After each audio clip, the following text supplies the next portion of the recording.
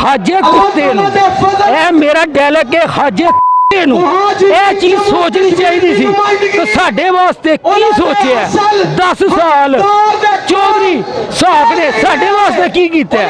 ਉਸ ਕੁੱਤੇ ਨੂੰ ਪੁੱਛਿਆ ਜਾਏ। ਇਹ ਸਿਰਫ ਤੇ ਸਿਰਫ ਇਹ ਨੂਨ ਲੀਗ ਦਾ ਕੰਮ ਹੈ, ਕਿਸੇ ਦੂਸਰੇ ਦਾ ਕੰਮ ਨਹੀਂ, ਇਹ ਸਿਰਫ ਨੂਨ ਲੀਗੀਆਂ ਦਾ ਕੰਮ ਹੈ। ਪਾਕਿਸਤਾਨ ਮੁਸਲਿਮ ਨੂਨ ਨੂੰ ਕੀ ਪੈਗਾਮ ਦੇਣਾ ਚਾਹੋਗੇ ਤੁਸੀਂ? ਪਾਕਿਸਤਾਨ ਮੁਸਲਿਮ ਨੂਨ ਨੂੰ ਅਸੀਂ ਇਹ ਪੈਗਾਮ ਦੇਣਾ ਚਾਹੁੰਦੇ ਹਾਂ, ਜਿਹੜਾ ਮੁਹੱਬਤੇ ਪਾਕਿਸਤਾਨ ਲੰਡਨ ਦੇ ਵਿੱਚ ਬੈਠਾ ਹੈ, ਉਹ ਆਪਣੇ ਪਾਕਿਸਤਾਨ ਦੇ ਵਿੱਚ ਆਏ। ਸਾਨੂੰ ਵੀ ਪਤਾ ਲੱਗੇ ਕਿ ਸਾਡਾ ਲੀਡਰ ਮੁਹੱਬਤੇ ਪਾਕਿस्तान है, वो मुहब्बते पाकिस्तान नहीं, वो लंदन पाकिस्तान है। हर जगह जश्न का समा, इसके बारे में आप क्या कहेंगे? इसके बारे में मैं यही कहूँगा कि देखें इंशाल्लाह सियालकोट में पहली दफ़ा तहरीक इंसाफ को चौधरी लाख साहब के बाद कोई खुशी मिली है, और इंशाल्लाह ताला ये जश्न तो अब सारी ज़िंदगी जारी रहेगा इस रशीद का। और इंशाल्लाह 28 को ये जश्न डबल करेंगे, जब हम वरियो ग्रुप को वरियो से निकाल कर सियालकोट के रोटों पर घसीटेंगे और बरियार को ताज पहना कर सियालकोट और पीपी 38 का इंशाल्लाह बादशाह बनाएंगे इंशाल्लाह। इमरान खान को आप, प्राइम मिनिस्टर इमरान खान का साहब को आप क्या पैगाम देना चाहेंगे? सर जी मुंह भी मिठा करो। खान साहब को मैं यही कहना चाहूँगा, खान साहब आप बहुत अच्छा काम कर रहे हैं, इंशाल्लाह हम आपके साथ हैं। आपका वर्कर, आपका वोटर, आपका सपोर्टर किसी की नहीं सुनता, सिर्फ खान साहब के अलावा। खान साहब आप डट के खड़े रहें, इन माफिया का मुकाबला करें, इन माफिया के खिलाफ खड़े रहें, हम आपके साथ हैं। वोटर हमारी जान माल खून सब कुछ आपके लिए इंशाल्लाह हाजिर है, और आखिरी सांस तक आपके लिए लड़ते रहेंगे इंशाल्लाह। अस्सलाम वालेकुम। वालेकुम अस्सलाम जी। पीटीआई आज़ाद कश्मीर में फर्स्ट टाइम अपनी हुकूमत बना रही है, इस बारे में आपका क्या ख्याल है? जी बिस्मिल्लाहिर्रहमानिर्रहीम। सबसे पहले तो तहरीक इंसाफ के कारकुनों को मुबारकबाद। आज इस जीत के ऊपर अल्हम्दुलिल्लाह पाकिस्तान तहरीक इंसाफ बारी अक्सरियत से न सिर्फ सियालकोट से बल्कि पूरे पाकिस्तान में आज़ाद जम्मू कश्मीर में कामयाबी हासिल की है।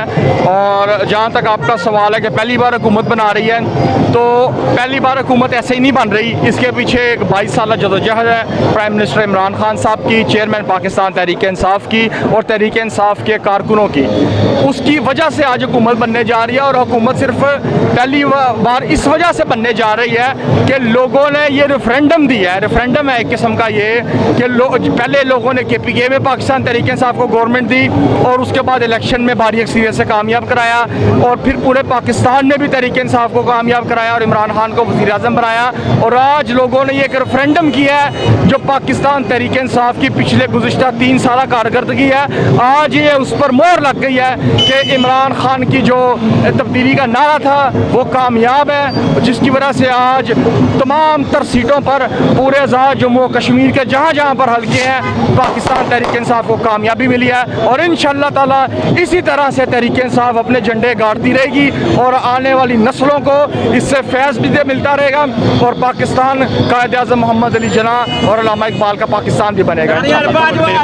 कल के जलसे में मरियम नवाज ने कहा था कश्मीर सारा मुस्लिम लीग नून का है, इस बार के बारे में आपका क्या ख्याल है? अगर कश्मीर मुस्लिम लीग नून का है, कश्मीर सब पाकिस्तानियों का है, कश्मीर कश्मीरियों का कश्मीर है, कश्मीर किसी के बाप की जागीर नहीं है।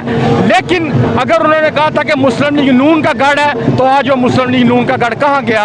आज तो हर तरफ से बैट ही बैट नजर आ रहा है और शेर भागता हुआ नजर आ रहा है। अस्सलाम वालेकुम। वालेकुम सलाम। पीटीआई सियालकोट में बड़े ऐसे बार इलेक्शन जीत रही है, इसके बारे में आपका क्या ख्याल है? नहीं सर, इंशाल्लाह अल्हम्दुलिल्लाह 2018 में भी पीटीआई सियालकोट से विन हुई थी, ठीक है। उन्होंने धांधली करके ना हमें थोड़ा सा प्रॉब्लम की थी, वल्लाह आलम आज इंशाल्लाह अल्लाह के फजल उसकी रहमत से आपको अब जीता जागता सबूत है। कोई एक पोल पर कुछ मसला कोई लड़ाई झगड़े का, हम अल्हम्दुलिल्लाह मुहाजिर हमने वोट दिया है। 2018 में भी इमरान खान का साथ दिया था, अब इंशाल्लाह इमरान खान का साथ दिया है। उसके साथ मामला ये है, ये सब आप कहेंगे धांधली हुई, ऐसी कोई बात नहीं है, कोई ऐसी नहीं। हम माजर हैं, सुबह से लेकर शाम तक हम पूरे शहर पूरे हल्के का विजिट किया, कोई एक लड़ाई का वाक़या पेश नहीं आया, ठीक है। कोई ऐसे मसले, कोई धांधली की कोई बात नहीं। हम दिन भर रात उधर रहे हैं, कोशिश की है, ठीक है। किधर से हम हारे हैं, किधर से हम जीते हैं, अल्हम्दुलिल्लाह ये हमारी जीत जो है ना अल्हम्दुलिल्लाह बिल्कुल नीट और क्लीन जीत है। पाकिस्तान तहरीक इंसाफ आज़ाद कश्मीर में पहली दफ़ा हुकूमत बनाने जा रही है, इसके बारे में आपका क्या ख्याल है? इंशाल्लाह अल्हम्दुलिल्लाह हमें अपने खान साहब पर बहुत इतबार है, इत्मीनान है, वो इंशाल्लाह आने वाले वक्त में बहुत अच्छा काम कर रहे हैं और करेंगे भी, ठीक है। अल्हम्दुलिल्लाह हमें इत्मीनान है कि वो 2023 में भी इंशाल्लाह पाकिस्तान के वज़ीर आज़म होंगे, और नेक्स्ट इंशाल्लाह बफज़ल खुदा उसकी रहमत से जो ना कि आज़ाद कश्मीर में भी इंशाल्लाह पाकिस्तान तहरीक इंसाफ की हुकूमत हुई और बहुत अच्छा फैसले लेंगे पाकिस्तान के डिसीज़न के लिए जो भी होगा।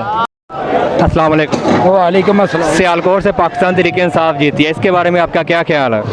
ये हमारे लिए बहुत ही खुश मजाक का फैसला हुआ है। मैं पंजाबी ਦੇ ਵਿੱਚ ਗੱਲ ਕਰਨ ਲੱਗਾ, ਸਿੱਧੀ ਸਿੱਧੀ ਗੱਲ ਕਰਾਂਗਾ। ਟੈਨਸ਼ਨ ਦੀ ਕੋਈ ਗੱਲ ਨਹੀਂ।